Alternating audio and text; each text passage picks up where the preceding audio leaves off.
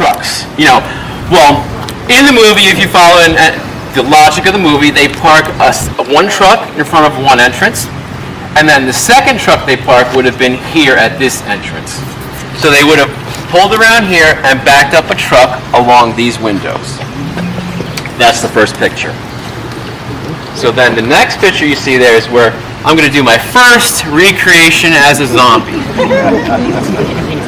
So when the biker raid also happens through here, because this is affectionately known as the biker entrance by fans. It's also known as the loading dock. They all come around out here and they're fighting zombies, and they open up those doors and they go inside on their motorcycles. So in that fight outside with the zombies, there's a zombie milling about over here. I'm going to get all wet and dirty, but I'm going to do it for you. So if you look close at that picture, you can match the stonework here.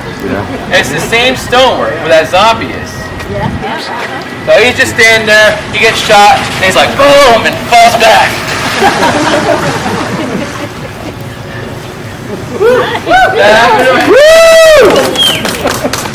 So like I said, this is where the bikers all stream into the mall, and this is like the most recognizable entrance at the mall that you would know from looking at the movie. But it's raining, let's go inside.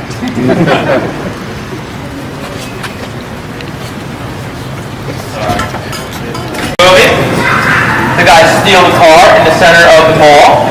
They drive it down the hallway, and this is the first set of doors they come to, locked doors inside the mall. So the car comes down this hallway here, and it comes right in front of these glass doors, and it parks over here. Peter and Steven get out to lock the doors.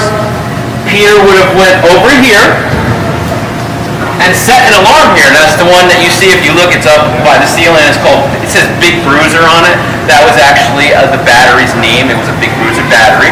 He would have locked it here, and then they get into the car and go back into the mall. Of course, many shots that you see zombies outside of windows and doors would have been all outside here. It was all here. They were trying to get into these doors a lot, and the fact is, all those shots of the zombies trying to get into the mall were shot on one day in particular, and that was the very first day of filming.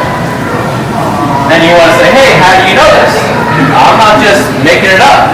I don't make anything up, and I'll tell you why in a little bit more.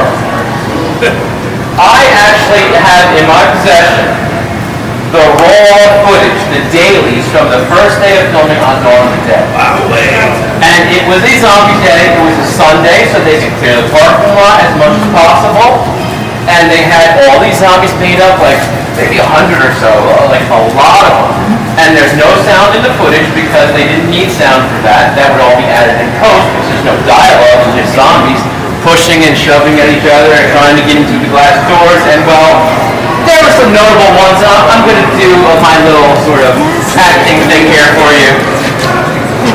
I'll show you one in particular.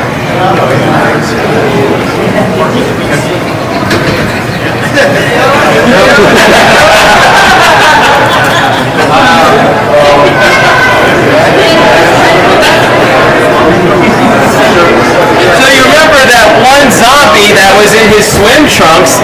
He bounces his belly off the window over here, probably more the center one here, but that's where he would have been. And even if you look at the movie closely, you can see the rock wall there is all the same rock wall that you see behind him.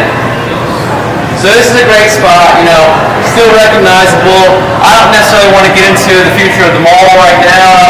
I'm sure a lot of you have heard about that. I'll try to fit some information about that as we go along and somewhere in the tour. But things honestly don't look too good for the future of the mall.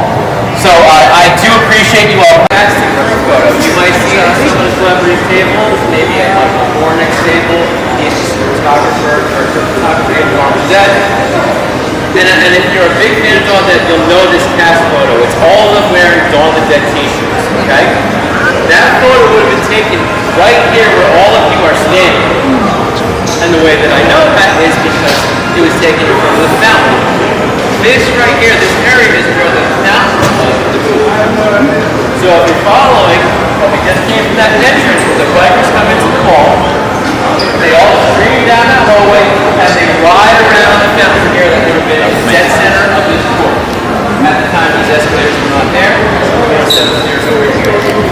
Fountain over here, but when you look at that plastic roof photo, you can see at the very bottom, you see the edge of the fountain.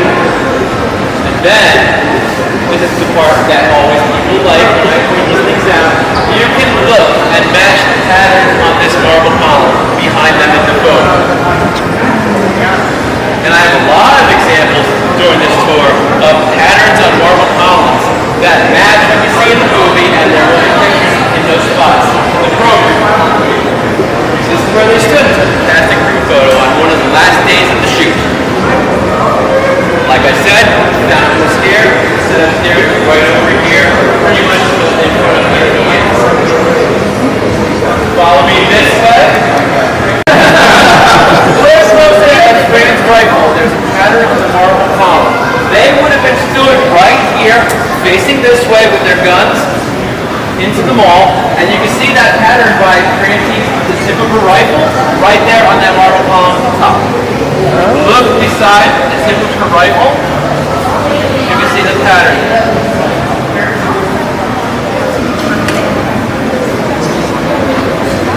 Oh, my shoes untied.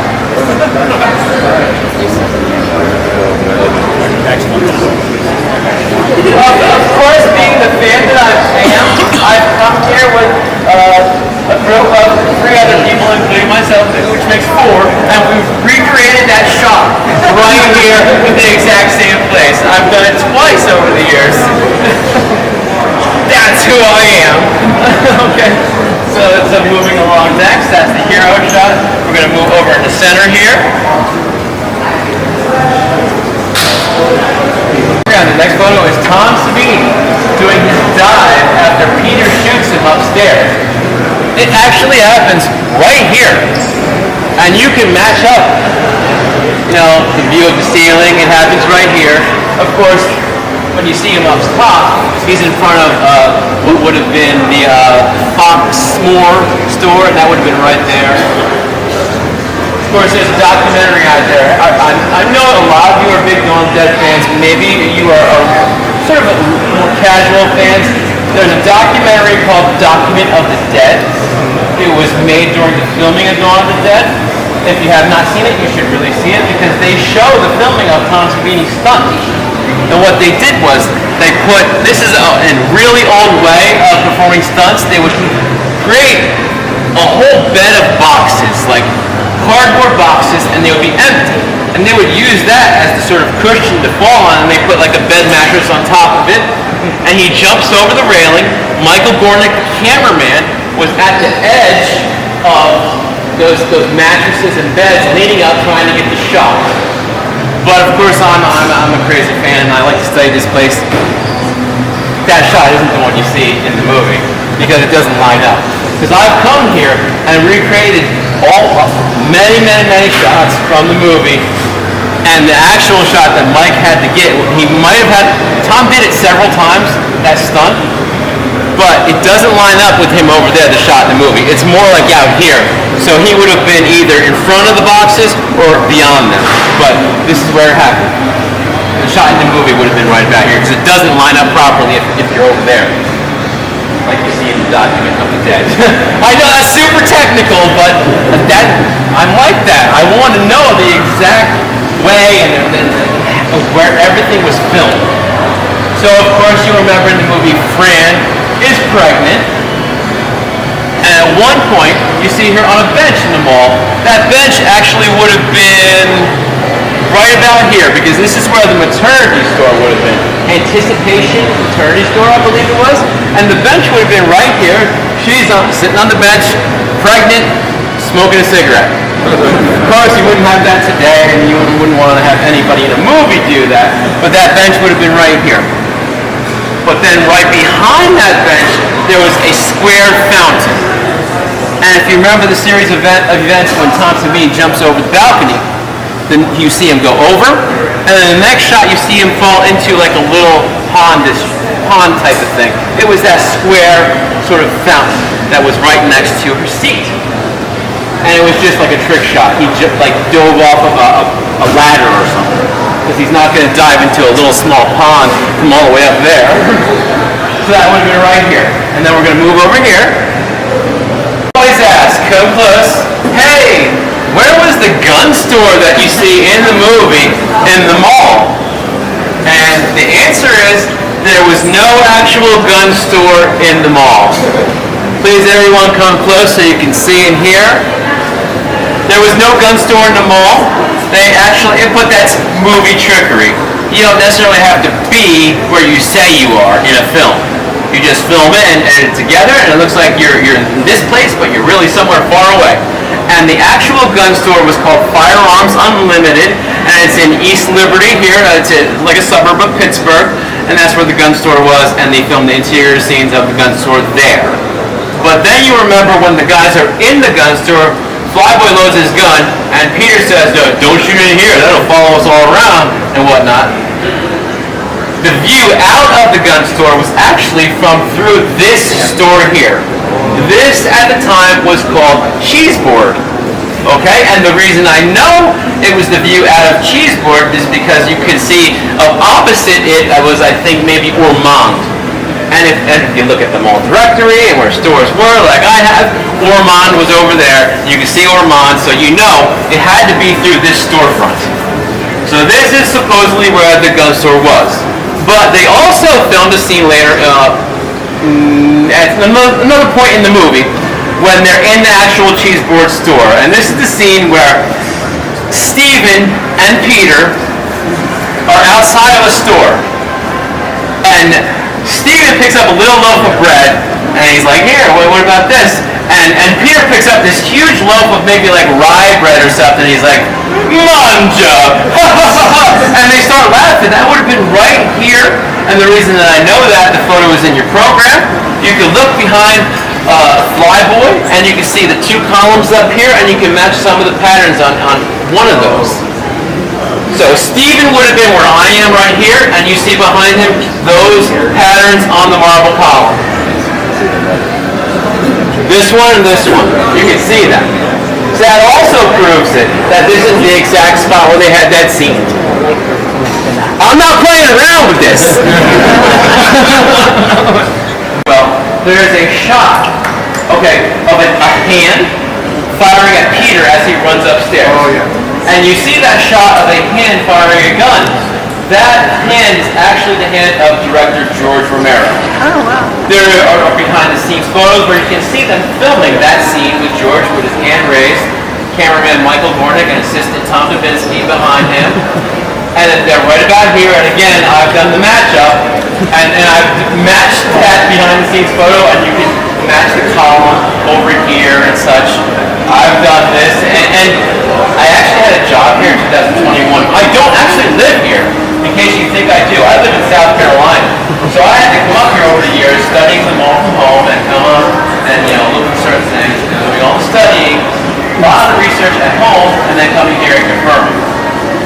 So, 2021, I had a job here on the TV series A League of Their Own. It was shot here in Pittsburgh. It was on Amazon, based off of the movie, filmed from the 90s with Madonna.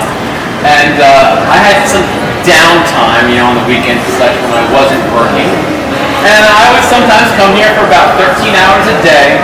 And of course I knew all the security and everybody here, and they were fine with it. And I would set up my tripod and recreate all these shots like I was just telling you about the hand, and you see the marble column in the distance. I would line them up perfectly and get those exact same shots in modern day, and I would post them on Facebook. And a lot of people saw them that year, like late 21 through 22. All these shot recreations that I did, because I was spending a lot of time here, because I live in South Carolina, my family's there, so I'm here in town. I have extra time, I'm alone, I don't have to worry about my wife and kids at home. I came to the mall and researched and did all these shot recreations, and it was really amazing, and it's good now too with the current news about the mall. So let's get going. Okay? I hope we're ready. Everybody come around this way. Come sort of this way. And I'm going to need maybe one or two volunteers to be a zombie. Who can be a zombie? And you just pretend like you're ripping me apart. Okay? But listen to this. Look in your program. Next shot. If you're following along, you have Tasso. Tasso plays the biker Sledge. He wields the sledgehammer. As the movie is ending, Peter is firing at people. He shoots Sledge. He's on the back of the motorcycle. He falls on the ground. That would have been here, and that view is this. And you can also match some of the marble in the shot. That would have been this view here. So he falls here, okay? Come close around here, because this is great. The very next thing in your program, this hand shot on the ground, I'm going to show it to you. I found this exact spot where his hand is after it gets ripped apart. I'm going to get ripped apart here and show you that spot. Okay? So, my volunteers, zombie volunteers, come here. So Tasso falls back, lands on the ground, zombies converge and rip him apart. Rip me apart! So, he gets ripped apart, and there's a whole ripping apart and feast of bikers. Thank you. And that very shot is right here. You can see the view. The camera would have been where my hand is here, pointing down. His hand would have been right here, and you can match these all the little, pieces of whatever you call it, pseudo rock or something. So you have, the view is right here. Exactly. This is it right here. And you can see also it has a thicker line in the photo that you see there in the shot from the movie, and the thinner one, and you can match the little pieces. Which is crazy. This is it, right here. Welcome to Pittsburgh. I love it. It's not shitty. You remember as the bikers come into the mall, they're riding around. You see Tom Savini also in the mall. He's on the back of a motorcycle. He gets knocked off that motorcycle, and that would have been right through here. He's on the ground, and he gets up, turns around. Behind him in view is this very door here. This leads to the HVAC room control room. So he gets up, and he would have met the machete zombie. Lenny leaves. He's one of our guests here. He says, "Say goodbye, creeper." And Lenny grabs his leg and he's like, and then Marty Schiff comes behind and holds his head as he pulls the machete out. Would have been right here. Next place we're going is the HVAC room, and I'm looking for the security guard because I tried to make it as exact as possible. I gave him a full schedule to get us in these places. So I know we have time constraints. We are ready to go. Where? Okay.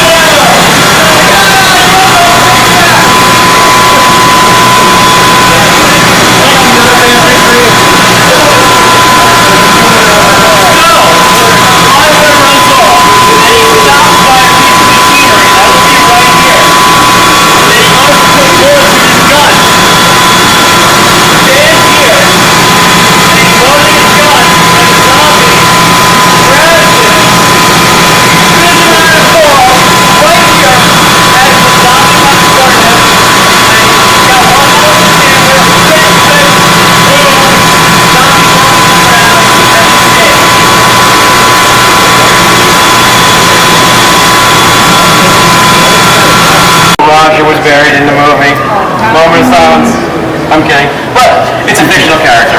We can mourn him, of course. But this is where he was buried, and I know that through, comparing the directories and what was seen in the movie, and where things were currently, and this is where it happened, right here. I think Slack Shack would have been beyond it, and you see that in particular when Ken is, pouring out a little liquid for his home. Moving on over here.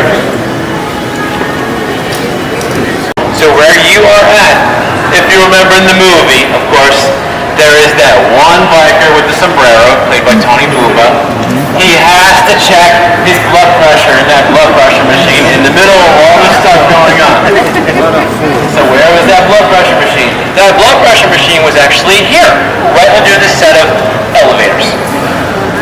But if you really pay attention to the movie, you'll see in the two scenes, background of that very blood pressure machine changes because they moved it and it's a sort of continuity error. So the first time you see it, it would be right here, okay? And the reason I know that is because you can see beyond him when he's there, and the head biker comes up and is like, man, what are you doing here? Why are you playing around? What else is going on? Something like that. You can see there are glass doors over here. And those would have been the glass doors to the ice skating rink. So this over here is where the ice skating rink would have been back then when they filmed the movie. It's now the food court. We're going to go over there in a second. But the first time you see him at the blood pressure machine was right here, in front of what would have been the glass doors in the food court, and Puff Go-Go, which was a hot dog stand besides the ice skating rink. Beside the ice skating rink, pardon my misspeak. But then the second time when it gets torn apart is in front of J.C. Penney's. You see the background is the windows of J.C. Penney's, and that is on the other side of that escalator. So it's two different places, even though it's the same machine. It wasn't in both places. It's just an error. They're moving things around, and this is filmmaking, and they're working on the fly and shooting all this material and trying to get all this footage while they have the mall. And they're able to do it. And they have all these people here. So it's just one little error. Also in the movie, you will remember there was a scene with a TP, Sledge, the zombie Sledge, played by Tasso Stavrakis, he gets grabbed by a zombie with a cowboy hat, and he turns around, and then he hits him with the sledge, and then another zombie comes, a woman zombie in a ballerina's outfit, or whatever you want to call it, a green one, and he hits her and she falls into the TP and it falls and she's on the ground. That would have been right here too. Multiple things were filmed here and they moved things around. It's just filmmaking and they lost their place, I guess, because if you really pay attention to the backgrounds, you see that the TP is in the same spot as the blood pressure machine, but the blood pressure machine's not there where the TP is, and then the blood pressure machine's over there as well as over here. So that's just some of the little things that you can see when you really pay attention to the movie. So moving along this way, Beanie in the movie, okay? Guess what? The museum here, the Living Dead Museum, actually owns the very motorcycle that Tom rides around in the sidecar in the scene where he chops the head off the zombie. So that very motorcycle is here on display, and it's used in photo ops with Tom Green too, in the sidecar. So it's pretty cool. I know a lot of people like to do that photo op, and I know you will if you have before. But that scene takes place right here. Like I said, this was the ice skating rink, and in that scene you will see all these glass windows that are those are the windows to the ice skating rink. Tom Savini is in the sidecar of the motorcycle. He's got the machete, and he goes right through here. You can be the zombie, and he's like, woo! And cuts the head off the zombie right through here. This is it. Again, ice skating rink. Let's go on over into there. Right here where we are standing is where the Monroeville Ice Palace was. It was built in the mall when the mall was built, and it was here until 1984. It was removed again to make way for a modern convenience called a food court. Last day of filming, something interesting was done, and there's a reason. They had also filmed scenes on the ice in the movie Flashdance here on this very ice in the Monroeville Ice Palace. So the last day that the Ice Palace was open, they played the theme song from Flashdance. Oh, what a feeling! Oh, what a feeling! No, don't make me sing. They played that was the last song on the ice. There's always the last song when the ice skating rink rink or the roller skating rink closes for the day. And then when they moved to a new ice skating rink elsewhere, the first song they played on the ice was the same flash dance song. Of course, also, other things have filmed, like I just said, Flashdance in the mall back in the early 80s. In more recent times, Kevin Smith filmed here for Zack and Miri, his film from 2009, I believe it was. Him and Craig, I guess it was Seth Rogen and Craig Robertson filmed some scenes inside the mall going down or up an escalator, I forget which it was.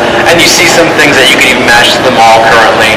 And certain things have filmed here over the years. Even more recently, in maybe 2018 or 19, do you know the show Mindhunter? Okay, there was a scene, if you know the Monroeville Mall, where it's supposed to be the airport to like Cleveland or something, in Mindhunter, because you know these guys are studying serial killers and they're flying around and meeting all these serial killers. The airport that you see is supposed to be the airport terminal. It's the biker entrance where we started, the tour at. So now if you go back and look at, I think it's in the second season of Mindhunter, and you see them at a certain airport, you're going to say, hey, that's the biker entrance from Dawn of the Dead. So over the years, this place has been used through, for a lot of filming and movies and TV shows. Throughout the film, you see zombies going off the escalator, and I'm just gonna show you and recreate that. The splitter zombie played by Link Hill, it's called an escalator zombie, and I like that, recreate that for you. So you just like the zombies are stumbling around in this.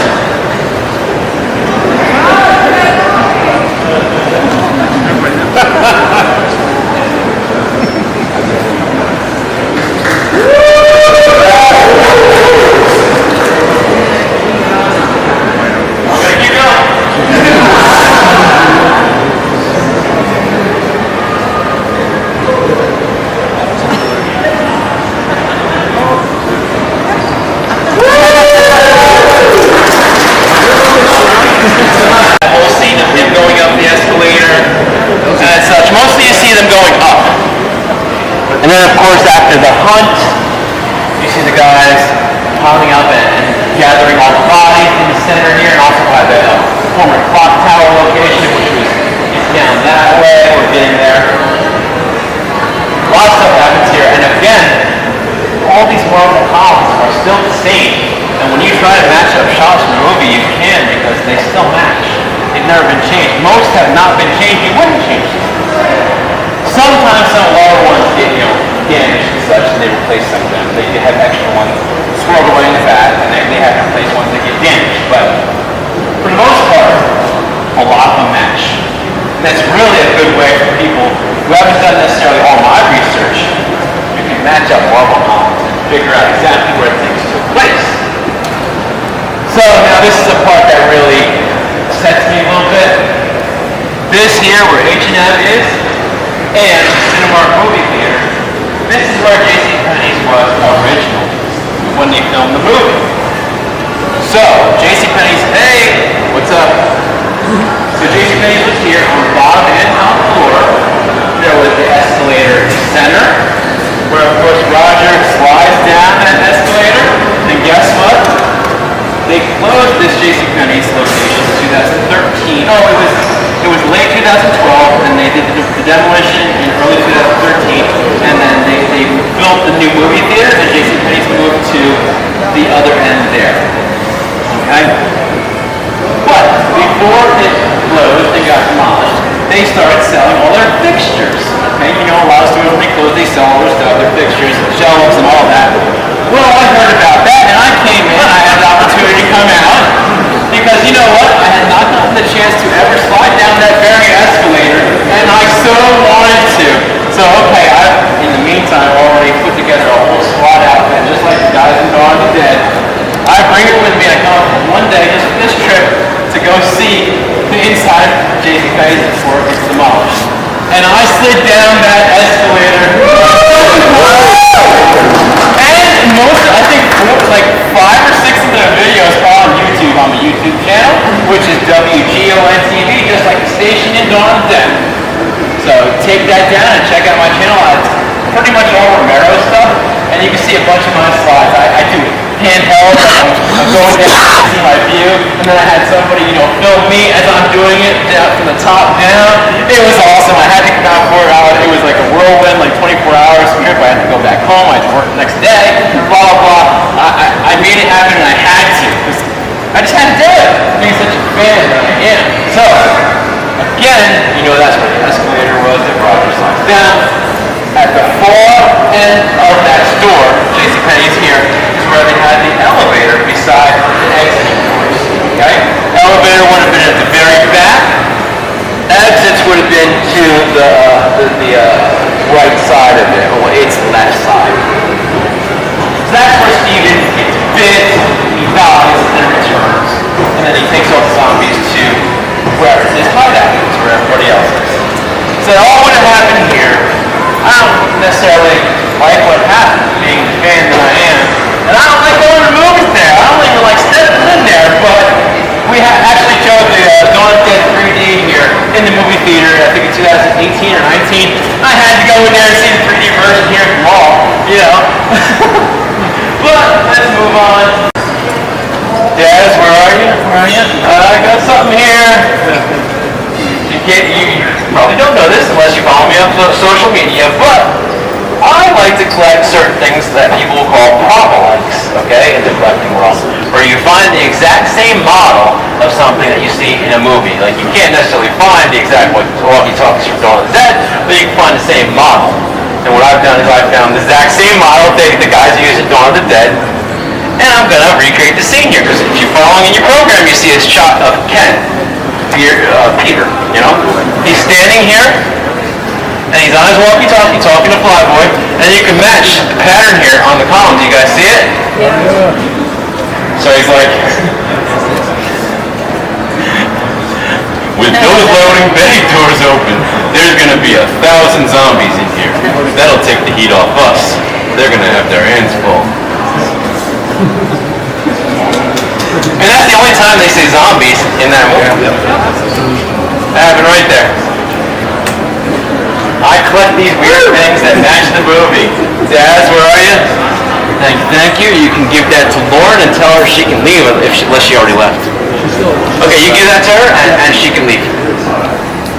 Okay, moving along this way. There, the second time you see the blood pressure machine would be over here under this one, and JCPenney's, like I said, was over there. You can see the glass showcase windows, and that's where the gentleman biker wearing the sombrero gets torn apart, right there beside the blood pressure machine. Would have been right there. And then again, if you're following things, okay, JCPenney's, when they go and get the car to go lock off all the doors, JCPenney's would have been there, and they would run from JCPenney's to the middle over here, where there would have been a car. So their path would have been this way. They would start over here at JCPenney's, and they would run over here.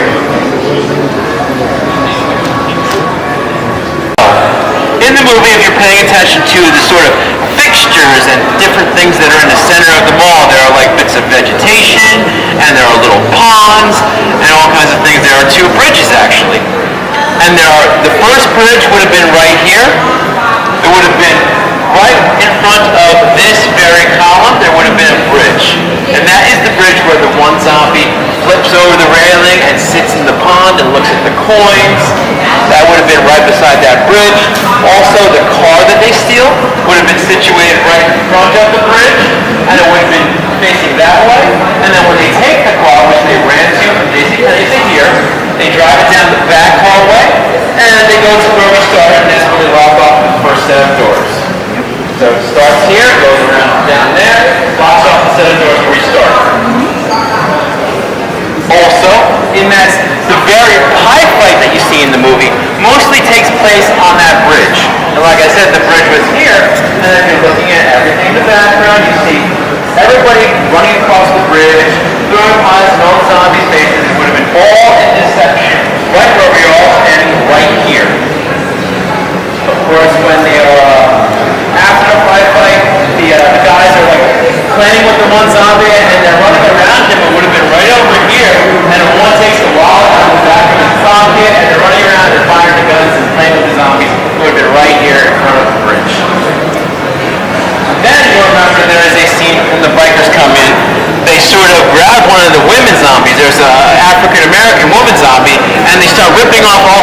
like pearls and her necklaces and stuff, she would have been on a bench right here beside where the bridge was, and it would have been right here, and that's where they would have done it right here. Beyond that bridge and the pond that were right here that I just pointed out to you, rock wall, and it had flowing water on it. So imagine pond, bridge, rock wall, with vegetation and water flowing on it. And when Stephen and Peter are locking the doors that the bikers are coming in, Stephen decides he's going to fight them and shoot at them and stuff. So you see him come around the rock wall, which was right here, and he comes behind a bench. There's another bench here. And that's when he's looking at them, he's like, ours. And he starts firing at them, and he starts firing back, and he causes all that chaos. So he's behind the bench, and he comes running around, and you're going to see him come to this very column. So if you come in front here, you can match the pattern in this marble here, as he's looking with his rifle on his hand like here, and bullets bounce off the thing here as the bikers are coming down the hallway. He's looking at them, and you can match the patterns on the marble.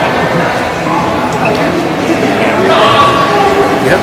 Also, that earlier I mentioned in Ice Skating Rink, there's a scene with Craig Robertson and Seth Rogen walking through the mall. You can actually see, this is the column you can see as they walk by this area. I think they're walking that way. You can see that marble right there. I never point that out, but that's exactly it. You can see that column in Zack and Miri by Kevin Smith.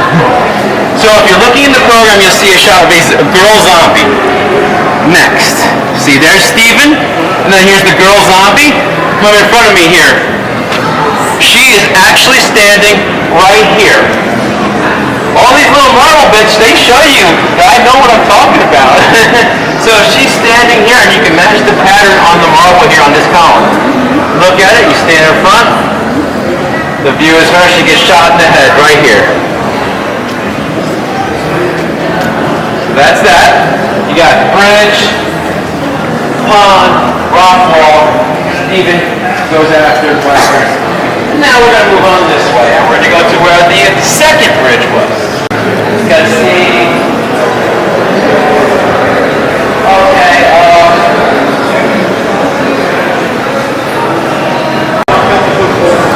Okay. As you can see, a lot has changed over the years. I just described a bunch of things that no longer exist. There's also a second bridge beside that one I just showed you where that was. And that would have been right here. Okay. This right here is what I call the light railed bridge because it's a lighter brown wood. I often call the other one the dark railed bridge because it had more of a black wood and stuff used on it. So this bridge was here until 2015. It was the last remaining, sort of fixture in the center of the mall that existed since the movie was made and since the mall was created. It was right here, and it actually had a real pond with real koi fish in it. Well, in 2015, me and Dad, my buddy who was just with me carrying some of my props, he's our webmaster, works on the whole Living Dead Weekend website. We heard that it was being taken out, and we said, well, what's going to happen to it? And we were looking on Facebook, and there were certain fans out there, and I put that in quotes because they wanted to grab the pieces, cut it all up of this very bridge that was here, and then send the fans maybe to, make themselves look like big shots. They're sending out pieces of the mall to fans and stuff. And me and Dad said to ourselves, like, wait, that's crazy. Why would you cut up this bridge that's in the mall from Dawn of Dead? Don't cut it up. So we devised a plan. And I started a page on Facebook called Save the Dawn of the Dead Bridge. If anybody took notice of that, there was also a petition that was started the same day to make people take notice, like, we want to save this bridge. So if anybody took notice at that time, this was 2015, and you signed that petition, thank you. Thank you so much, because it did matter, even though the bridge isn't here. Here's why. The mall ended up taking notice that something should be done with it instead of just throwing it out or giving it to some fans. So what they did was it became a thing whether they should maybe give it to the local Heinz History Center or the Living Dead Museum. Of course, we wanted it for the Living Dead Museum. museum, but they ended up going with the Heinz History Center because that's much more prestigious, as they say. So they decided to give it to the Heinz History Center locally, and they had a whole ceremony here where they had a bunch of people dressed as zombies, and they took all the pieces and parts into a van and then disappeared. And in that press conference that they had, they said, well, by the year 2018, we're going to have it on display at the Heinz History Center. What year is it now? It's 2025, and it's still not on display at the Heinz History Center. Instead, it's in some back room or a crate or something like the Lost Ark of the Covenant, never to be seen again. Of course, Kevin Price, who runs the Living Dead Museum, has inquired and asked, well, what are you doing with it? Can we have it? Because if the Living Dead Museum had it all this time, it would have been on display in the Living Dead Museum, and people could see it still and walk over and take pictures with it. It'd be there. It's just going to waste for the past decade now. So that's the story of the last bridge. They filmed Dawn of the Dead here in the mall. There were only escalators in the center, not at the ends. At the ends, instead, there were, of course, down where we started, that's where the fountain was in the center, no escalators. And at this end, there were no escalators there, where they are now. This is where the clock tower stood. Okay? But instead of having escalators, they still would want people to possibly get up and down, so they had a set of stairs here. And you can see those sets of stairs in the movie where zombies go up and down, and they're walking on the steps of the stairs. At one point, Steven and Fran are shopping in the mall, and they go on a walk up the stairs. So there would have been a set here, and also a set at the other end. Moving on this way. This is where the clock tower stood in the movie, of course, after the heroes go on the hunt. They start gathering up all the bodies of the zombies, and they're pushing them on the clock tower. Interesting thing about the clock tower, like I said, the ice skating rink was taken out in 1984. The clock tower was taken out around 1987 because a lot of the puppets stopped working. This is what was inside the clock tower. There were 12 puppets. Again, this gentleman. There were 12 puppets in the clock tower representing the ethnic, nationalities of people in the Pittsburgh area. Each hour, one would pop out and do a little thing and animate it. And then at 1 p.m. and 6 p.m.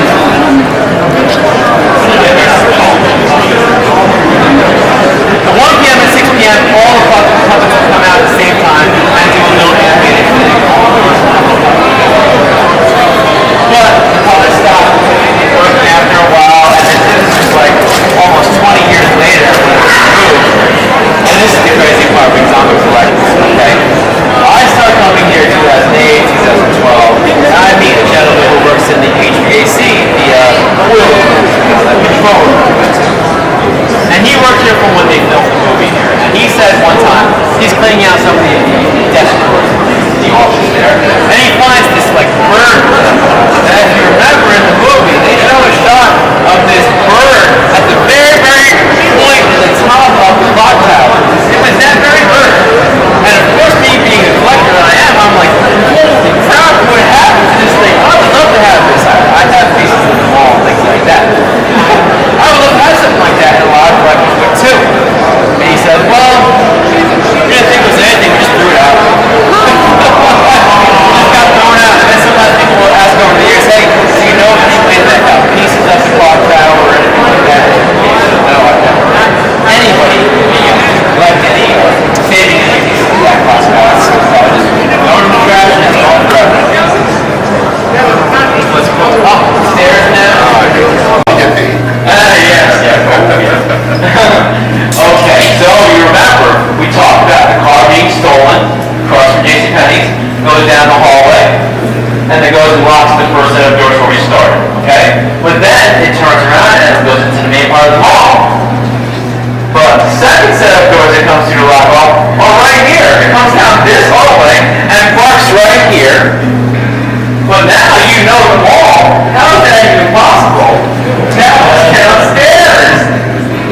This is not even possible, but that's movie trickery, movie magic, as they say. So, they come here with that car to lock off these set of doors. The car parks here, Peter gets out of the car, Stephen gets out of the hatchback, and they stand here. As you can see the pattern of the marble in the shot here, beside them, and also in this view here, the other view in the movie, it's not in the program, but you can see this one.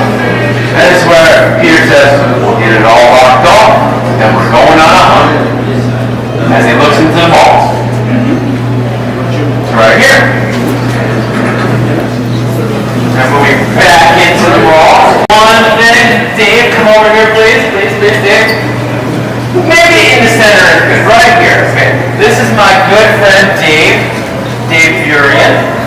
He is a major prop collector. This is just a little treat that we just put right now. He was walking by about to leave or something, and I grabbed him. It was perfect timing. I love this guy. He's a great guy. He has some special props to show us. Well, maybe one. This is one of the very machetes that Tom Savini uses in Dawn of the Dead. He owns it.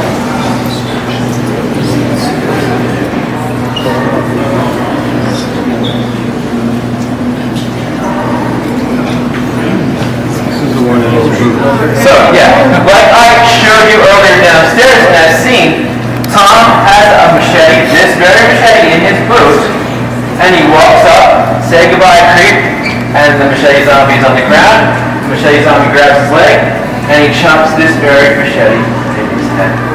But then when you see the shot of the machete in his head, it's a cutout version, and that's what's resting on his head. And then they film the rest in reverse where it comes out and goes in right there. And he comes out to a lot of the shows and conventions. The camera would be here looking at the clock tower, standing in the center of this court. This is actually now called Romero Court because this is where the Romero bust is. If you have not noticed or seen the Romero bust here, it's right there, and there are people taking pictures with it right now. There's an actual George Romero bust in the mall. It's right there, Romero Court. Again, I don't know what the future of the mall is, but this is Romero Court for now. Enjoy it while it lasts. I'm glad you're all here. Let's move this way. Up here at the mall, of course, take note of the Living Dead Museum if you haven't been to the museum and walk through the museum. They took care of this whole event. Go see the museum. It's got some cool stuff in there. A lot of good, cool merch to buy. I want to say something about this section of the mall. You don't really see much of this in the movie at all in this top section until we get to the middle again. There's only one shot, in fact, of this top section of the mall. And the reason probably is that some stores didn't want their, store names or logos and such to be in a movie, and they did not give their permission. So the odds are that a bunch of things were in this top area here that didn't want to be in a movie. There is one single shot, though, of zombies walking in the mall, and it's right here. I have to be technical because I am technical, and I am thorough in my research. There is one shot of this very section of zombies just walking through this area. Just be technical. But nothing else was filmed up here except for the views of the clock tower and that one shot. And all through here until we get to the center, none of it is shown in the movie.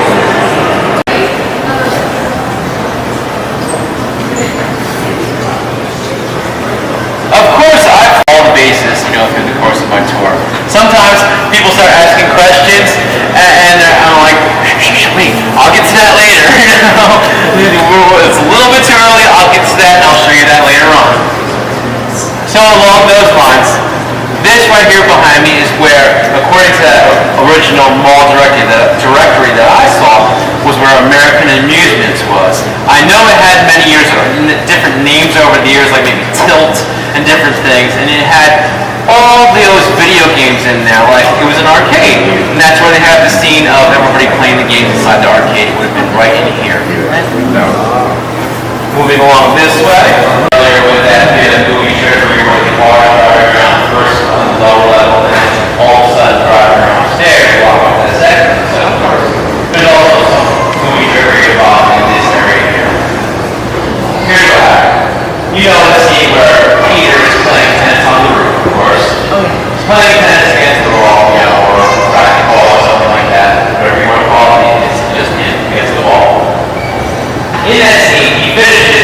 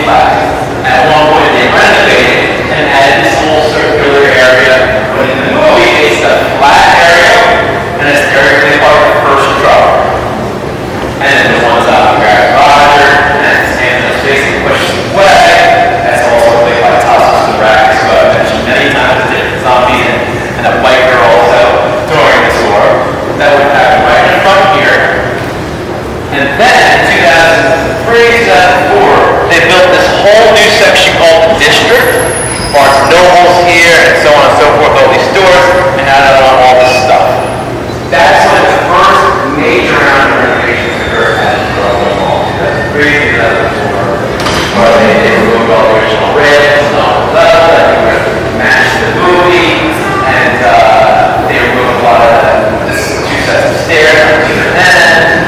You know, all these big changes that really changed the look of the mall a lot of ways happened in 2003, 2004. Now, the first major round of renovations, then again, 15, I think it was, we had another round of like millions of dollars of renovations, so it's a lot of changes over the years.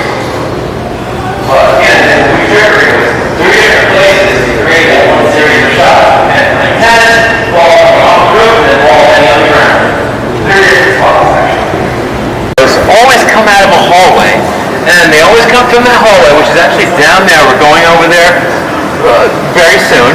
They come down the hallway into the mall, and they run through this area here to where I said earlier, down below, this is where JCPenney's was. So they would always come from their hallway down there, run through this area, and through here towards JCPenney's. That's where JCPenney's was originally. What's the Like, going on. Oh, yeah, as time goes on, as night it gets later, all kinds of lights go off, but we're fine. So, of course, they have their second, but when the heroes have their they have that speech over there, there's supposed to be a view in front of them, okay? And it shows a long expanse of the mall. So they stand at the front of JCPenney's in the mink coats and everything, and Peter has his speech, you know, about Macumba voodoo. We're going to go there in a second. The view in front of them that they show is supposed to be in front of them is not, because you would have seen something like that. It would have been uninteresting. So they used the shot facing this way into the mall. You would see this very view in the mall as their front view, even though they're really standing over there. So again, they come through here constantly from their hallway to JCPenney's back and forth. We're going to move over here, and I'll show you exactly where they were, where Peter had his speech, and I'll do some of it. I might be a little rusty. Sometimes I forget a few words, but I'm going to go for it.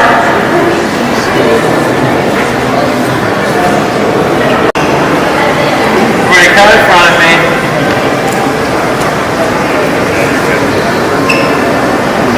Everybody come close.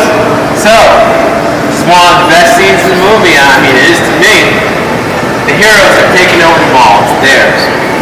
They're all dressed up. They've taken everything they want. They're wearing mink coats. And they come in front of JCPenney's, which was right here, and they walk up here and they just survey the land. And I can't get everybody's dialogue, but I'll do Peter's. He says, so Peter would have been right here at the end. Then you have Flyboy, Franny, and then I guess Roger at the end. I believe that's how it goes. Or was he even there? Yeah, he had to be. He's in the car. So Peter says, you know Macumba, voodoo? My granddaddy was a priest in Trinidad. He used to say, when there's no more room in hell, the dead will walk the earth. He would have been here. He had that speech. How you doing, man? Good to see you.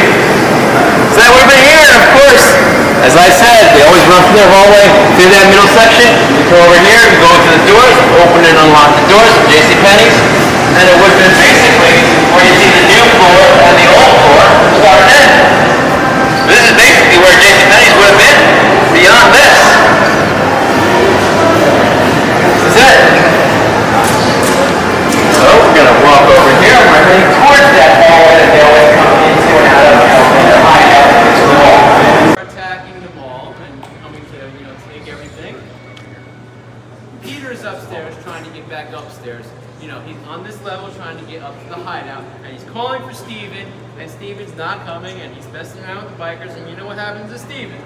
Well, they start firing at Peter, and at one point, the bikers see him, and they start coming up the escalator, okay? And they come after Peter, make way here, and so Tom Speedy is one of the bikers, Nick Tallow was another one, and there was Marty Schiff was another, and they start coming from this direction, and Peter comes through here, and he fires his rifle, and then he does a roll. So I'm going to do that stunt for you. All right, yeah. So, let's keep this there. He comes through here with his rifle, and he's running and firing. Boom, boom, boom. The bikers are coming, and he dives with the rifle. And then constantly hides the wall over there by naturalized trees where it used to be. And then the lights go out, and then Peter runs down the hallway and such. But it would happen right here. Thank you. I'll see you guys. First time I'm going to recreate that for you.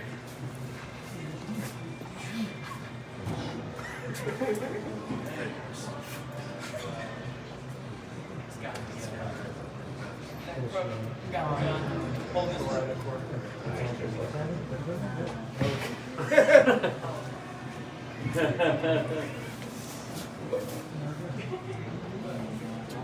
Fly boy. All I see is people's phones.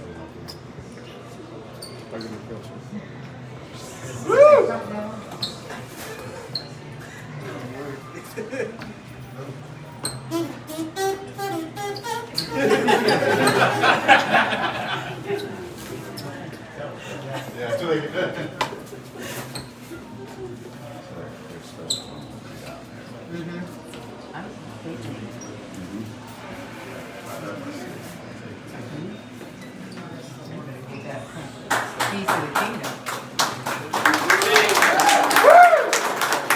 Come on down.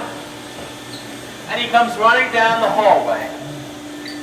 And then he's got, sort of like ladder hanging down that goes into the ceiling. He's supposed to go into the air ducts and go back to their hideout areas and stuff like that because they closed off these doors. These are those doors when they built a big wall in front of them. And Flyboy comes down and leads them back through here, and he starts clawing at it. And they all bust down that wall, and they all stream through this back hallway. We're going to go through there, too, because I have something to point out there.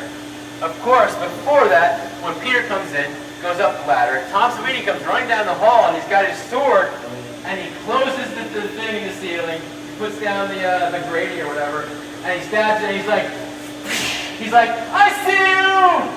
He would have been here, and you can see the doors of the bathroom in view. It would have been right here.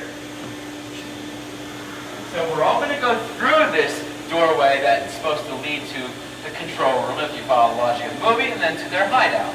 So we're all going to go through here. I have something to point out in the middle.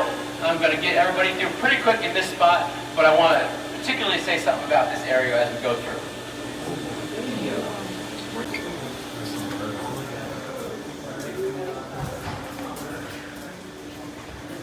This is where Ken punches the wall.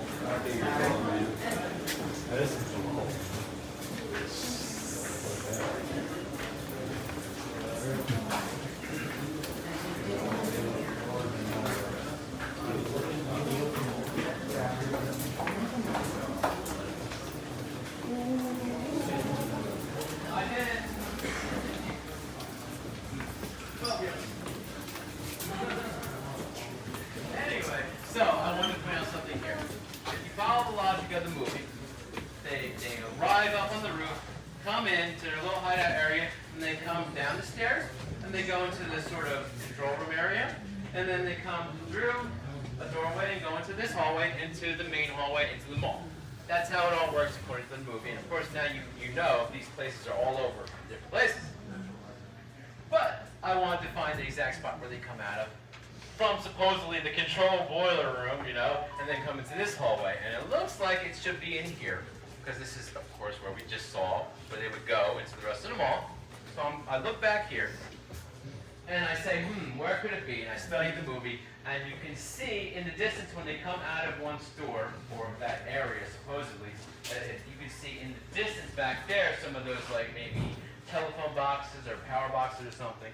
And they have a certain distance from them, and I'm like, where could it be? Where's that doorway that they come out of? You go down to that one right there, that alcove, it's too far. There's no way. So I'm looking, and I'm like, look at this. This has been filled in. There was originally another opening here, and this is where they would have come out of. And then further looking at the movie, you can see when Stephen comes out of the alcove, you can see somebody wrote on the wall, in like a pen or just a pencil. It says BB&B.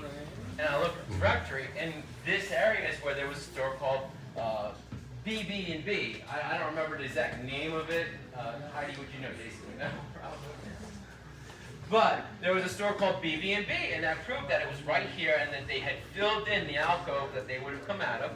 And so now that we've established that, if you remember in the movie, after the Hare Krishna zombie is killed, they bring him out and they place him in the hallway, and right outside of that alcove, it would have been right on the ground out here. Where it was. This is exactly where it was. And it was filled in. You see the new sheetrock, not even painted. They didn't bother to paint it. So everybody go on out that end here. I'm going to get everybody through, and then we're going to go down to the. We're going to go to the stairway that leads to their hideout after I get everybody through this.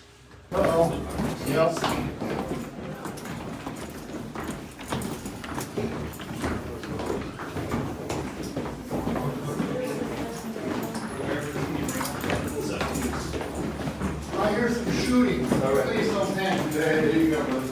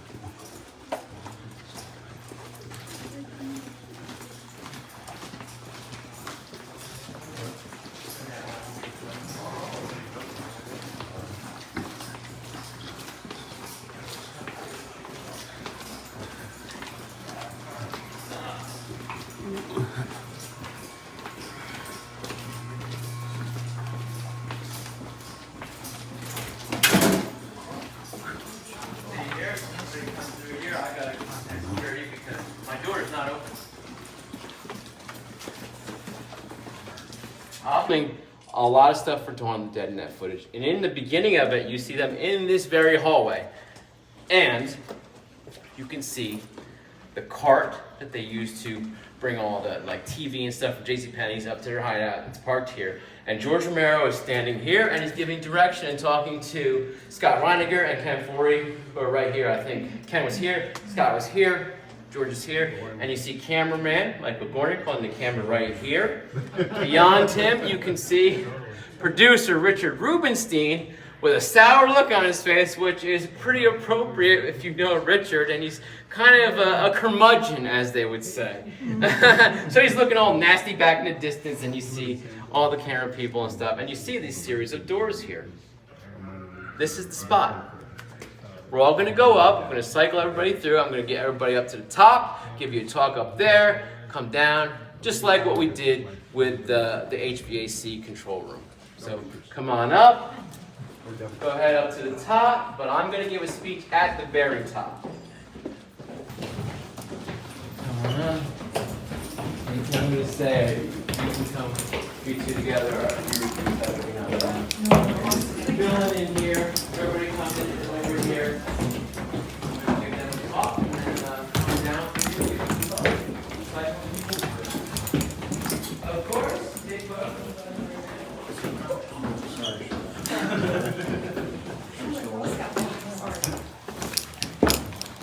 Okay, I gotta pace myself so I don't get too winded, because when I get to the top I have to speak for like 3 minutes straight. You should have been I'm using the out of Stepfast the breath. last few months. Oh, I've been doing some exercise and I don't like to exercise either, so I was preparing for this without a doubt. I actually lost 17 pounds in the last 3 months, and I started exercising to be prepared for these tours. Good job. Thank you. I'm going to stand right here. All right. Here's what happened and how I found this spot. Of course, coming to the mall, I always wanted to find this, okay? And one time I came here and visited the Living Dead Museum run by Kevin Price and his girlfriend Mandy, and my buddy Daz, who is my assistant today. He does our website and such. We came and we wanted to try to find a set of stairs. So we all grabbed garbage bags, and we're walking through all the back hallways trying to find, the garbage. Like we're trying to take out the garbage, yes. But we're really looking for this set of stairs. We're playing like we're taking out the garbage, and we have an excuse to go through all the back hallways. So that's what we did, and that trip, couldn't find them. You can go to different sets of stairs. They're different color walls, they're different dimensions of the steps, they're wider or shorter. They're all different colors and things. And also I knew from the movie, if you pay attention, at the very bottom, when Flyboy returns, you have to realize that the door has to open like this and go against the wall like that at the very bottom. So I had looked always at all these different sets of stairs. What one has the door that opens like that at the very bottom? And none of them had it. So I knew none of them were it, besides all the obvious things like color. So I come back on another trip.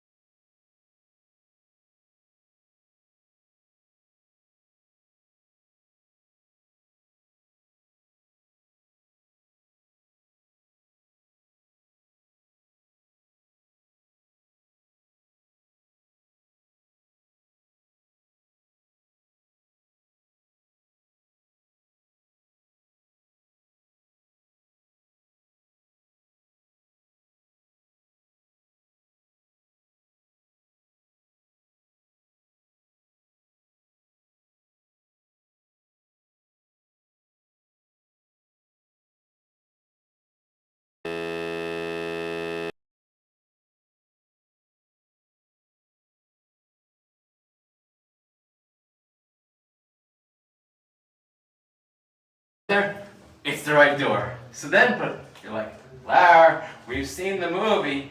Isn't there supposed to be a door right here? We've seen it many times, just like you. And you are correct. In the movie, the door was right here. So we said to Bob, well, we remember the movie, the door was supposed to be here. He's like, yeah. Here's what happened. Years ago, this stairway used to lead into the main mall offices, and they had this doorway here. And then they made it a leased space at some point, and they moved the main mall office elsewhere. And they filled this in because they didn't want the doorway going into the main part of a leased space, and they put it right here, moved it so it's still in that leased space, but it's in the lobby of the leased space. So he told us why they moved the door. Then you can further illustrate the point by looking at the configuration of the cinder blocks around the room. They all match as it was properly built originally, but when you get here, you can see it doesn't match, and it was filled in. It's even cracking. The cinder block pattern does not match. All of that goes to prove that this is it. This is where the door was. This is the place. So of course you remember in the movie, Steven's asleep while the guys are in the mall. And of course he's just so useful always. And he wakes up and he's like, I'm going to go help them. They're maniacs. And he goes running down the stairs.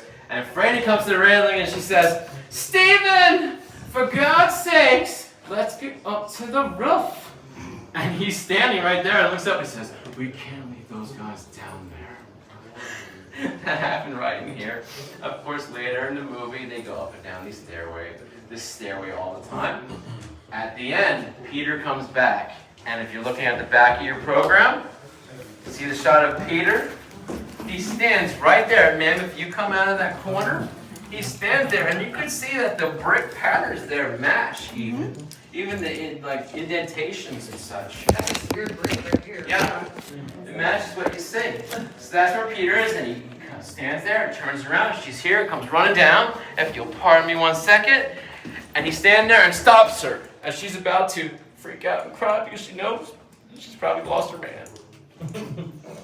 That right here. This is it. So, if you want to take a photo or whatnot, go ahead, but you're going to exit out this door.